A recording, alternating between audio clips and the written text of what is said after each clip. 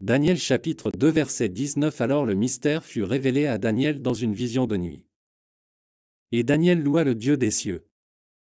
Daniel 2 est un chapitre important de la Bible où Daniel interprète le rêve du roi Nebuchadnezzar. Voici quelques versets pertinents concernant l'interprétation de ce rêve.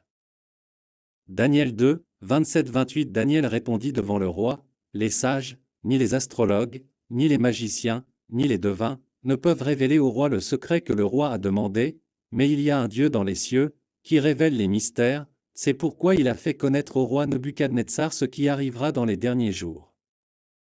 Daniel 2, 31-35. Dans ces versets, Daniel décrit la vision du grand rêve du roi, qui comprend une statue avec différentes parties représentant différents royaumes. Daniel 2, 44. Et au jour de ces rois, le Dieu des cieux établira un royaume qui ne sera jamais détruit, et le royaume ne sera pas laissé à d'autres peuples, il brisera en morceaux et détruira tous ces royaumes, mais lui-même subsistera éternellement. Ces versets résument l'interprétation de Daniel du rêve de Nebuchadnezzar, révélant la nature transitoire des royaumes humains et la venue d'un royaume éternel établi par Dieu. Déclaration de confession de foi. Seigneur Jésus-Christ, je confesse que je suis un pécheur, et que je suis séparé de Dieu à cause de mon péché, je me repens de mes péchés, et je reconnais le Seigneur Jésus-Christ comme le seul et suffisant sauveur de ma vie, et dirige-moi à la vie éternelle, et écris mon nom dans le livre de vie.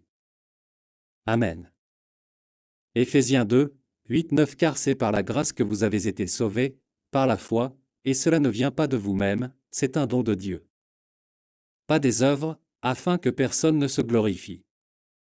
Jean 3, 16. Car Dieu a tant aimé le monde qu'il a donné son Fils unique, afin que quiconque croit en lui ne périsse pas, mais qu'il ait la vie éternelle.